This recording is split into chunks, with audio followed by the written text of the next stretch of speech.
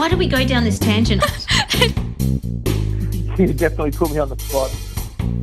Welcome to Cult I.D, the youth cultural identity program by young women discussing current issues and gender disparity in the sound production industry. Be the one who made the collective vision come to fruition. Brought to you by the Department of Communities and Justice, River FM and TheArthouse. It's a long way to the shop if you want a sausage roll. Oh! Yeah. Hi, welcome to River FM. If you've been listening to Barsha, then thank her for the source. And this is Cult I.D, brought to you by River FM, TheArthouse, and by the Department of Communities and Justice. I have with me here today Ivy. How are you, Ivy? Good, thanks. How are you? Good, thank you. Very good. I'm excited to do our show today. We have an interview. It's another one of the interviews with a producer from the Byron Bay Film Festival. This is about activism and women in activism, actually. Oh, yeah. So today we'll probably have a little bit of a chat around all sorts of concepts of activism and climate change and things like that. Would that be cool? Yeah, cool. All right, let me do the weather. So partly cloudy. A slight 20% chance of a shower and the chance of a thunderstorm during this afternoon and evening, possibly severe. Oh, that's no good. With destructive winds and large hail in the south during this afternoon and early evening. Possible heavy falls in the south this afternoon and early evening. Light winds becoming northerly 15 to 20 kilometres in the early afternoon and becoming light in the late evening. Daytime maximum temperatures reaching the low 30s. That's strange, Ivy. Were you listening to that? Yeah. It said that there's going to be a destructive winds and large hail in the afternoon and early evening, and then it says light winds. Yeah, it's like pick your battles, mate. Okay, so then on Friday, it's sunny, light winds becoming west to northwesterly, 15 to 20 kilometres per hour in the early afternoon, then becoming light in the evening. Overnight temperatures falling between 16 and 19, with daytime temperatures reaching around 30. Saturday, the 29th of October, is also going to be sunny, and overnight temperatures falling to around 14, also about 30 during the day. Sunday is very similar, however, we are going to be in the mid to high 20s, so that's a little bit better for us. Hey, Ivy? Yeah. Okay, so we'll start our show today with, as always, songs from Australian female producers, because we're all about supporting the female sound production people, aren't we? Yeah. And Ivy, you've been getting into sound production, haven't you, for some time? If you call editing the podcast sound production, totally. Then that's exactly what I call it, and that's what we're doing. So for those of you who have just tuned in, this is not only a radio show, but it gets edited into a podcast, which shall be coming to you in the next few coming months, and therefore will not only be live to air as it is now, but you'll be able to hear us rant on about all sorts of topical things for women and girls, and as such for society as a whole. Sort of recorded and all around the world at any given time. So that's what's exciting about a podcast. Yeah. Yeah. What else is exciting about the difference of mediums of radio and podcast, do you reckon? I think with a podcast you can just, I don't know, I guess it's sort of similar in a lot of ways, but podcast I feel like you could do more with it because you can plan it out, you can edit it, you can do sort of more do more with it afterwards. After Effects? Yeah. Than you could with a radio show. Yeah, all those bells and whistles, they really do make your audio experience a lot more pleasant. Yeah. And you've forgotten the best thing. You can take out the... music. No, the mistakes. Oh, sorry. Yeah, we can take out the mistakes. However, you're right about the music thing. That is a little tricky because we have been talking here at the at Cult I.D or River FM itself. We, as a radio station, have copyright. We pay for that, and we pay artist royalties for that as well. Yeah. About 20 cents per song, by the way, which puts Spotify to shame. Yeah, no, totally. And so if you are an artist or musician out there and you're listening, then please contact us. We'll be happy to play your tunes. Also, there's another option for artists in Australia out there called the AMRAP Air It Project. So Google that, and that puts all of the recorded songs of the artists in touch with us radio DJs. Because you're a radio DJ now, which makes you also a sound producer. Woo. Are you excited to do an interview with the producer? Yeah, totally. We just watched a little bit of a clip from it, and it seems very disturbing but so poignant and exciting. What do you think? Yeah, no, I totally cannot wait to watch it.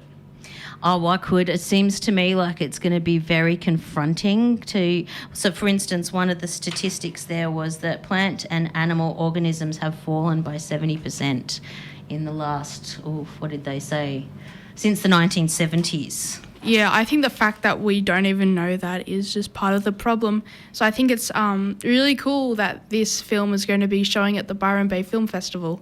Yeah, good on you. And good on you for having that kind of youthful enthusiasm as opposed to my kind of elderly trepidation, because I don't know if that has to do with some sort of feelings of latent guilt of, obviously I was an activist at some points when I was in my youth, and I've always tried to vote for governments that didn't do mining or, you know, all of that sort of stuff, but still, did my generation do enough? What do you think? I think not. I think your generation as a whole were, I suppose, in the background. They were doing their stuff, but I think the real problem is the people in Silicon Valley, you know, those sorts of people, like the billionaires. I think they are the problem. I think the fact that they have websites like, what's your carbon, like your carbon calculator, stuff like that, putting the problem on us, just civilians, you know, middle class. I think that's the real problem. They are putting the blame on us. And of course, we could always switch to paper straws, but the biggest polluter is fishing equipment. Is it? Yep. And the people who are... Yeah, straws make up about 0.01% of pollution, less than that. Right. Like such a minuscule percent. But the big problem is those massive, massive companies, and they'll put the blame on us as much as they can. You know, they'll have the calculators, you know, do you drive a four-wheel drive? Well, shame on you. It's like, no, it's not us, it's you. Yeah. Well, I think, Ivy, what you might have been referring to there is the plastics industries itself, not the climate change in terms of the, you know, you've got to be specific about who the biggest polluter is. I don't have the statistics in front of me, but a little known fact is mining is probably the biggest one, and then just below that is the meat industry. Oh, yeah. And then mining is a subsidiary, the plastics industry is a subsidiary of mining. I don't know what the percentage there is, but... Yeah, no, sorry, I got confused. The biggest sea polluter is fishing equipment. Yeah. Rather than plastic bags or, you know, the plastic on your six-pack of beer. Yep. Yeah, it's the mass fishing of, you know, tuna, you know, trying to bag up every turtle so you can get the most tuna. That's the big problem in the water, rather than, I think, us just using plastic straws. Yeah, and another little a known fact, which I didn't know myself until I watched that documentary. Do you remember what it's called, the recent one that was out about the ocean dying and all the pollution in regards to the ocean? I'll look it up. But anyway, one of the biggest things is trawling. So you mentioned the fishing industry. So they use these massive nets, and it's not just trawling to get the biggest amount of fish. They actually scrape up the bottom of the ocean as they're doing it, and the bottom of the ocean has all these seaweed forests, which is causing, and one of the biggest things, even more so than forests or the Amazon rainforest or something, one of the biggest thing that helps with CO2 being retained on the planet and not out in the atmosphere is seaweed. Yeah, I think it's 50% of the world's oxygen comes from seaweed. Yeah, good on you for knowing that fact. And so, therefore, do you know some of the more positive solutions about the concept of people starting up seaweed farms and stuff like that? I haven't really looked into seaweed farms, to be honest, but yeah, CO2, like everyone said, refers to oxygen coming from plants as trees, but most of the time, especially around, islands like us and, coastal bits, it comes from seaweed. Yeah, fantastic. Well, we'll be hearing a lot about those kind of things in 15 minutes, because what do we already see there that on this little snippet we already saw Ashley Avsey, I think is her name, and she was actually the one that was the marine activist, so it wouldn't surprise me if she's with Sea Shepherd or something like that. Yeah. She already spoke about PTSD from imagine having to see all those whales and things. We got Jordan D. Boa and Ella Noah Bancroft, who's also one of the activists that this documentary maker has followed around and watched the activism. And I'll discuss this further with the producer, Michelle, when she's on air. But Ella was one of the people who was down here with the Courier Mail and was very influential in helping a lot of people get back on their feet, including myself. Oh, really? Yeah, beautiful young lady. All right, so I can't wait to talk to Michelle Dado Million. Hopefully I've got that right. And this is all about her upcoming documentary, The Power of Activism, coming to you with the Byron Bay Film Festival. And this is Why Cult I.D. And we have with us on the phone Michelle Dado Millin. How are you, Michelle? Can you hear me? Yes, I can. I'm well, thank you. Good, yes. And as I said, I've got Ivy here with me. Hi. Hi, Ivy. And so we're very interested in the documentary you've got coming up that's going to be playing at the Byron Bay Film Festival. It's called The Power of Activism, and it takes us on an emotional journey, and it has 6... Are they all local or they're just Australian female activists? 4 of them are based in Byron, and the other 2, they're all Australian. Yep. The other 2, one's in Sydney and one's based in Adelaide. Yep, okay, because I noticed from the little clip that we watched that I recognised a few of the faces from this local area. Yep. Absolutely. Are you local too, Michelle? No, I'm originally from Sydney and based now out of Newcastle. I'm in the Upper Hunter Valley. Okay, and what prompted you to decide to make this documentary?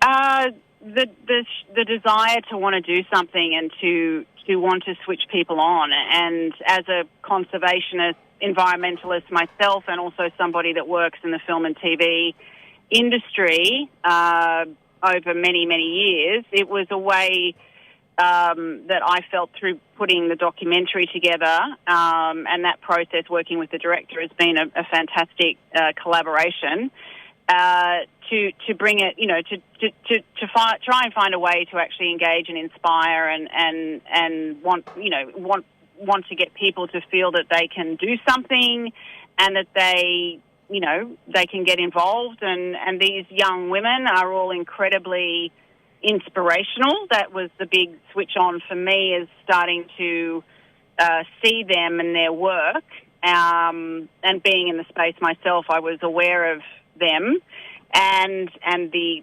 initiatives that they are part of or have started, and it just occurred to me how I thought they would be so inspiring to people, young, old, everyone in between. And so I wanted to bring them together, and then with that point of difference to add in the actuary and actually put a dollar value. Because with the idea to switch people on and speak to those that aren't listening, the idea of putting a figure, a money figure on their work and what they're saving the environment and the economy was really important. So thus began the journey of making the film. Yeah, fabulous. I've got 2 or 3 questions out of that discussion. The first was, how did the collaboration come about? You briefly mentioned it, but did you seek these ladies out, or there was a specific meeting? No, it was I've been working on this project in various iterations for near 10 years now, as I was trying to find the best way to produce something that would engage an audience near and far across all diversities and cultures and all the rest of it. So basically, I saw the documentary Shark Girl, which Madison Stewart is in, and I was in development in an earlier version, and Madison, I just found her incredibly inspiring, and her approach and her positivity and her passion and dedication, and it just planted a bit of a seed in me of I want to meet her and just find out what she's about, and so I did, and I was always very involved in all the issues, very interested in bringing them all together under the umbrella of climate change as the cumulative impact. And so I just began to, Madison, I started to find some of the women. She knew some of them. I just started having discussions with others. She knew Alice Forrest, for instance, so and I had already become aware of Boomerang Bags, so that was Jordan. They all knew each other, and then just through that kind of conversations building and the ripple effects of what comes when you're seeking something out and starting to build together, like essentially the film. It's like they all kind of they just all came to be a group that the director and I felt were very powerful and worked well together, and when we put them together, we just had a very strong feeling about them all, and that they would be a fantastic group to bring together with the actuary, and that's exactly what happened. We captured it all in real time, and it was an interesting process in the sense that a lot of them, it was a bit of a challenge, the process, because it had, looking at it from that economic dollar value was not really something that they necessarily had thought through. So it was a real learning curve, and the value of it was evident, and also just wanted to present another way to see their work and activism and environmentalism and grassroots people power, and how valuable that is and how fundamental that is to making change happen. Yeah, it's so important. And Alice, that's the one who we saw on the little bit of film that we watched. She did Shark Girl, is that correct?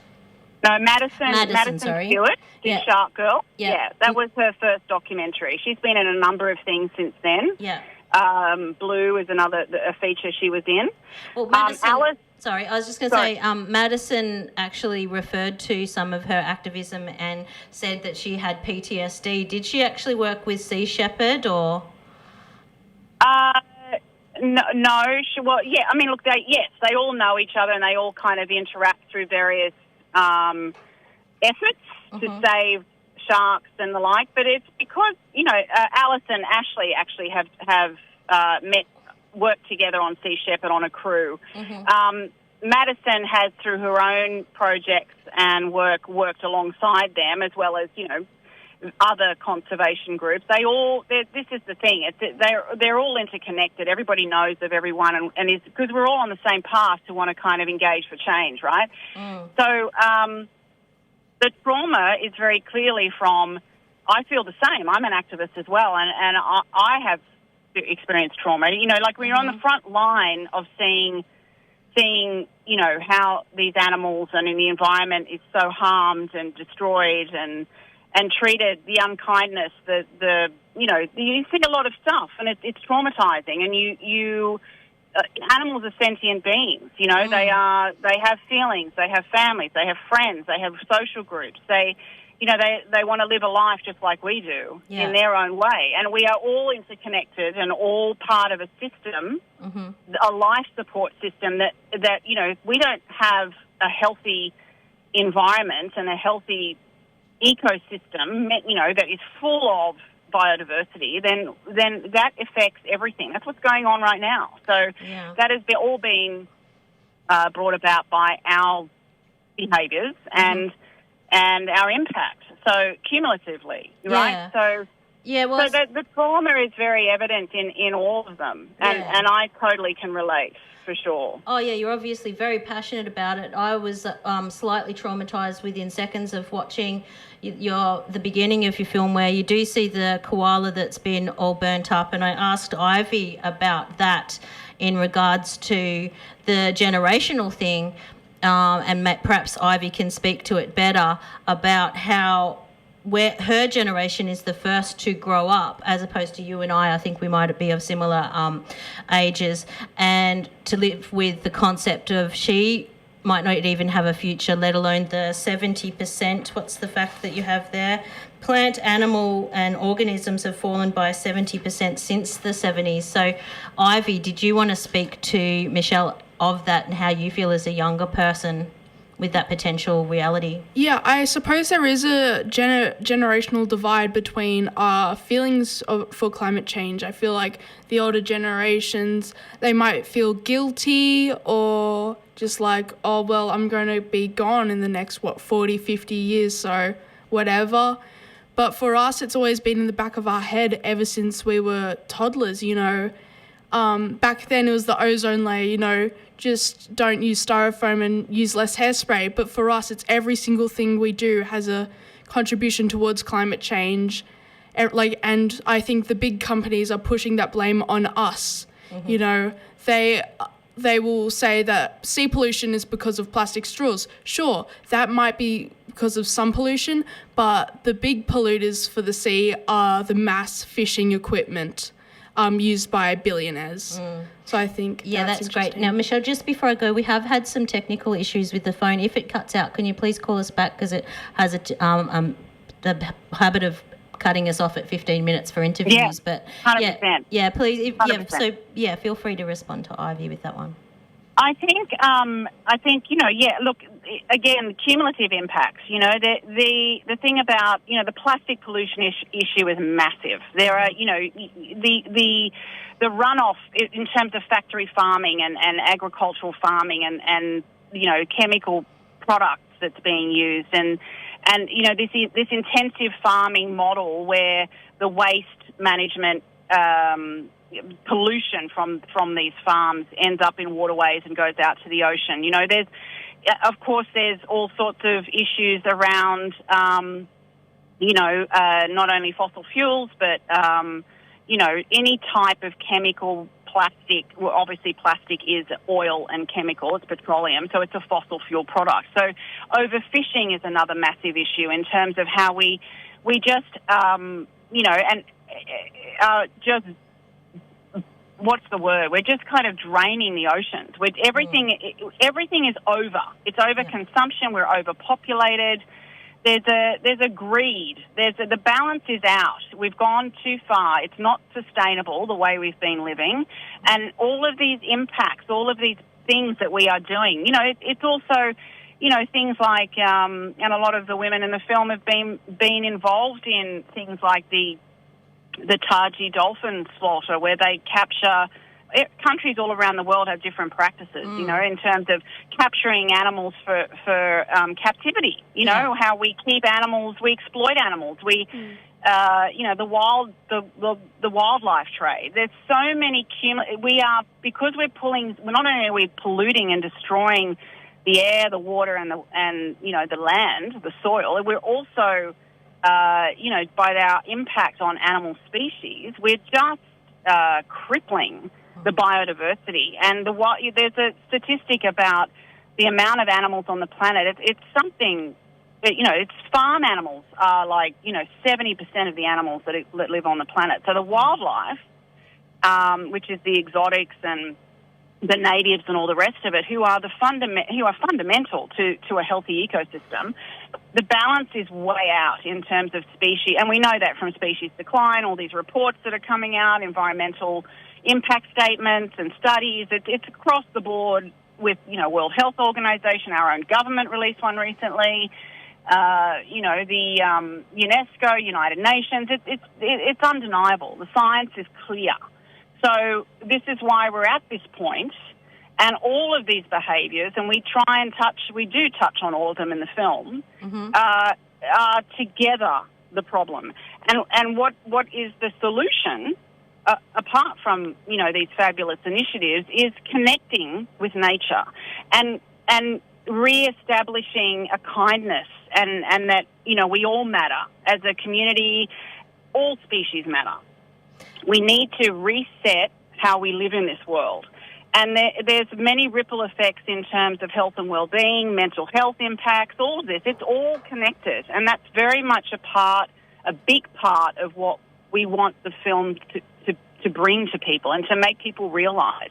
And that every single one of us can be part. Ivy came at you with a question about, or from a perspective from a younger person. Ivy's 15, and there is that kind of zeitgeist of fear about the future, and you had sort of reiterated why those fears exist. But I'd like to go back to what you said about actuary, because we know that through globalisation and through capitalism that these concepts of being in touch with nature have gone so far left of centre that we've almost contributed to our own destruction.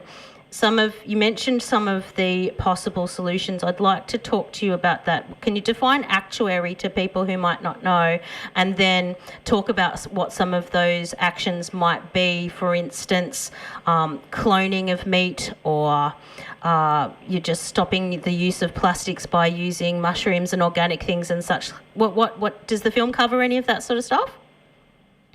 Well, the first thing I would say is come see the film, and then be part of the Q&A afterwards, where we're going to have a very good... Well, every conversation we've had after the film has been fantastic. Yep. We've had a number of screenings, and the audience we have fantastic engagement afterwards. So I think, in answer to your question, an actuary is essentially an economist, a mathematician, if you like, somebody who puts a dollar value. So that, typically they work with insurance companies. Kirsten, who's one of the top actuaries in our region, South Pacific region, across Australia and New Zealand, for instance, was part of the COVID response. She was a panel that was selected to advise government on the costs and benefits of taking various actions in the COVID response. So she personally is someone who is very environmentally passionate, but she's never done this for an environmental purpose. Sorry, what was her name? Her name is Kirsten Armstrong. Mm-hmm. And so the process was great for her. So the process is very much the figures that she comes to. So as we look at in the film, you look at the costs and the benefits, the intangible, the tangibles, and she puts it all together. So based on data, so all of the figures that we come to, this is her job, her profession, is from data. It's from peer-reviewed studies, from scientific papers, from research, from reference. Myself, Kirsten, the women, all did a lot of work.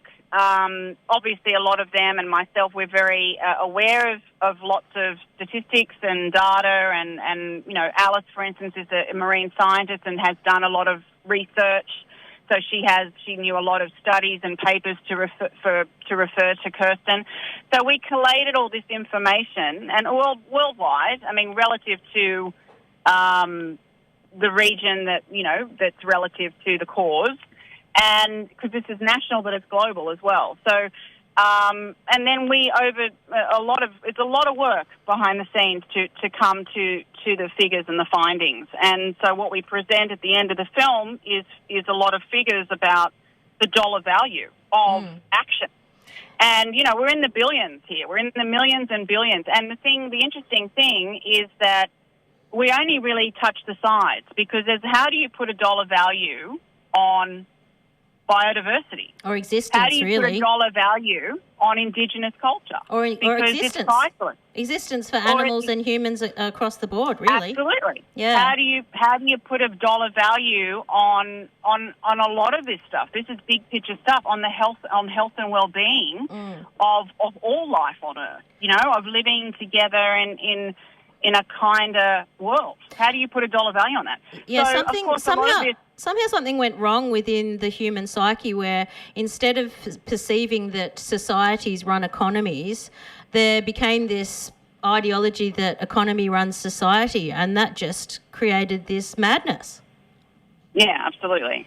Well, Yeah. and again, it's a disconnect. I think we've become disconnected with each other. Mm-hmm. And, you know, the age of screens, the age we live in of technology, which, of course, there are a lot of... Again, it's all about balance. There's a lot of positive, Mm-hmm. but there's a lot of negative. So it's about getting the balance right with everything, anything, right? Yeah. So the balance is out, and I think, you know, there's a lot of the issues that are a through line throughout the film Mm-hmm. are about connection and Yeah. about how everything, when we live connected with nature, connected with community, engaged, you know, there's something and we all talk to this, is that when you actually get involved and do something and become part of a positive solution, Mm-hmm. you feel better. Yeah. You feel purpose. You feel belonging. And the ripple effect, it ripples out into the conversations you have with your family, with your friends, to the choices you make, to the voting you choose, Mm-hmm. to how you live your life in Yeah. every way. And then that, never underestimate a ripple effect, because Yeah. it's enormous. Yeah. And so it's about understanding how it's actually simple, but we've made it so complicated. Yeah. And we've just gotten too far away. I think it's about being in the moment and just seeing what's right in front of us. We don't need all this stuff. We Yeah. keep going, you know, there's many conversations out of this. It's like we think we keep what makes us happy, what makes us feel purpose and belonging. We keep thinking it's about buying stuff and getting stuff and attaining stuff. And it's not about that. It's about an inner, how you are on the inside, how your heart is, how your soul is, how your mind, and that all, you know, heart, mind, and soul works together. Yeah, it's so important. 100%. I liked what you said about balance, but just before that, I recently was lucky enough to attend the Byron Bay Writers Festival, and a lot of the conversations were around climate change, as most in daily lives, especially us here in the Northern Rivers, having gone through the most massive weather event. Before I go away from that, I just wanted to shout out to Eleanor Bancroft, because she was instrumental in helping so many people in the community here, including myself, 100%. with the crew Yeah. mail. So thank you to Ella. Yeah, she's amazing. Yeah. And, you know, it's, you know, like in terms of her, all of these women are amazing role models, and role models for their community, for their cause, for young people, for everyone. You know, this is who we want our kids aspiring to be, Yeah, right? and of It's course like, they will in this area. But the one thing I wanted to mention just before I have to let you go is that one of the big conversations that came up with climate change in terms of real solution was, you did mention money and the economy and such, is that perhaps if we don't vote for governments that have political donations, that will make a huge difference. yeah. And also that we somehow, through not voting for those governments, the people make the polluters, big plastics, big oil companies, actually have to do something about their cleanups, let alone start paying tax. Yeah, absolutely. Yeah. So change, you know, I think people forget that the government works for us. And I think people forget that our demand equals their supply in terms of business, right? Yeah. So we all have to take responsibility. We all have to step up, and we all have to, you know, in our own lives, make choices. We do that every day. Yeah. And like I said, it's, you know, I've experienced it in my own life, and I know all of these women are the same.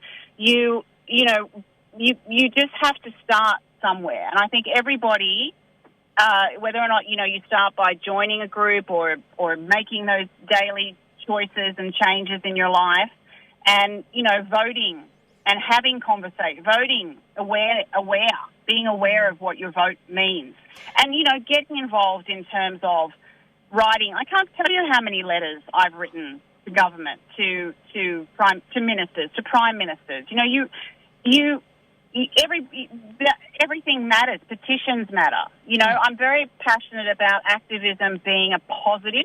I've had a few people a few interviewers over time sort of say, oh, it's interesting because activism, can be a bit of a dirty word. And it's like, well, I'm an activist and all these women are activists. And what I'm really interested with this film is actually showing that activism is, yes, of course, again, there are always extremes, which we're not about. We're about being positive and engaged and involved and doing something that, that engages people around you and connects you with nature. So yeah, that's perfect. It brings me back to how I wanted to end off the interview, actually, Michelle, which is perfect. And you mentioned happy mediums in all things. And so we spoke about climate change from a young person's perspective with our previous show and podcast with a young woman called Hannah.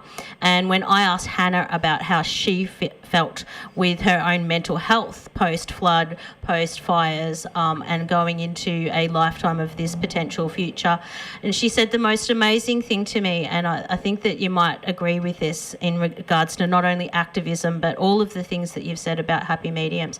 With the youth and the mental health, and Ivy, I'd like you to tune in on this one if you can, is that if you go to the extremes, which is one, I have no power, I can't do anything about it, it's the government, it's all rigged, and total apathy, that's part of the problem, right? But if you go to the extreme of extreme activism to the point where it does affect your mental health to the fact that you're no longer effective, somehow there has to be a happy medium that, Ivy, you mentioned you kind of live in that existence. Can you speak to Ivy about that, Michelle, and vice versa, and we'll say goodbye after that? Yeah, absolutely. So I think, and the women are all of us are an example of this, where we are. It's about getting involved, and the thing when we made this film is it was always about switching up people on that aren't listening, because you can preach to the converted. But, we're already listening, right? So we wanted to do something that spoke to those that weren't listening. Yep. And in my own experience of starting up Boomerang Bags in my own community, it was very much about, as I say in the film, working with the local government, working with the business community, working with the schools, working with the households, it was a bit of a case study when I started Boomerang Bags here in my own town, because it really informed the film in terms of I switched people on in my own community. My own community has come alive, and I was part of a team that planted a seed, and 6 years later, this town is thriving. There are so many businesses that have started up. Everybody's in the sustainability, environmental, positive action. There's a majority positive engagement. You're always going to have some people that don't switch on, but you just need that majority. Yeah, what town's that? And you feel... Pardon? What town is that one? This is Dungog. So Okay. which is in the Upper Hunter. Okay, yep, sorry. So north of Newcastle. Fabulous. So we were the 20th Boomerang Bag community to get underway, and there's now 1,200 around the country and the world underway. So wicked. That's just an example with Boomerang Bags of community engagement. And as Jordan speaks, so again, I encourage people out there, please come along to the film, and I guarantee you will be inspired.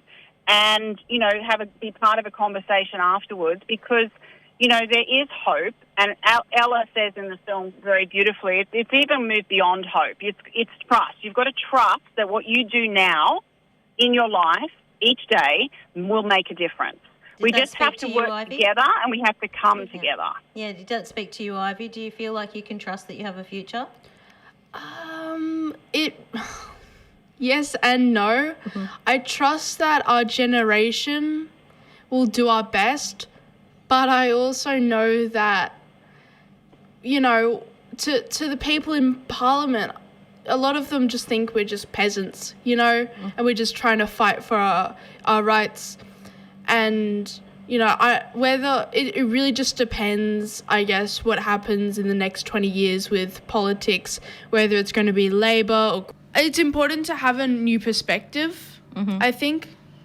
And, I think it was very interesting what she said. Yeah. And are you going to walk away from this with trying to remember at all times to have happy mediums when things do feel like they get a little bit extreme? Yeah, I think that's something I struggle with. It's like, oh, the world is going to explode anyway, who cares? But I think it is really important to stay positive, especially when you're thinking about the environment. Yeah, anything really. Yeah. You know, with mental health, sometimes it can feel with whatever's going on for you, like it's all so overwhelming, but we know that these moments too will pass.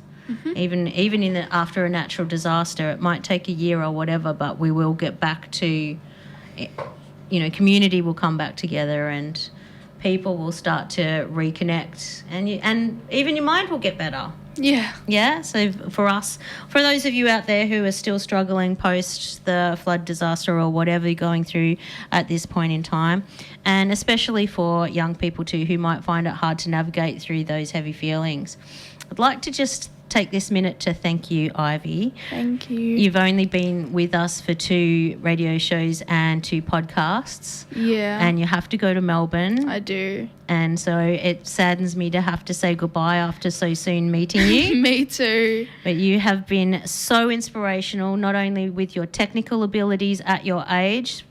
I don't even have to worry about training you. I know that when you're going to go down to Melbourne, you're going to find some sort of radio station or sound production option. Yeah. Yeah, and I'm sure I will be hearing your name in the future in the realms of sound production, whether that be in film, television, radio, Yeah. or even music. Yes, because you create your own music as well. Yeah. Watch this space. You're going to be hearing Ivy Bertram, unless you go by a pseudonym. No, I know. Ivy's fine. You'll go with Ivy. And I wish you all the best of luck. Thank you so much. Yeah, okay. And so is there anything you'd like to say to some of the young girls out there who might be interested in getting training? And then I'll end with my email because we do have another position available because Ivy's leaving. Yeah, I definitely think even if you know literally zilch about radio and production, I think it's definitely good to come here and, where no matter what level you're at, with sort of technical stuff or even just public speaking, I think it's definitely cool to just do it because it's awesome. And you get a chance to have your voice heard, not only learning about things like we just did through that interview, but having an opportunity to have your voice heard and to perhaps recognise that women and young girls have not only powerful voices but valid ones.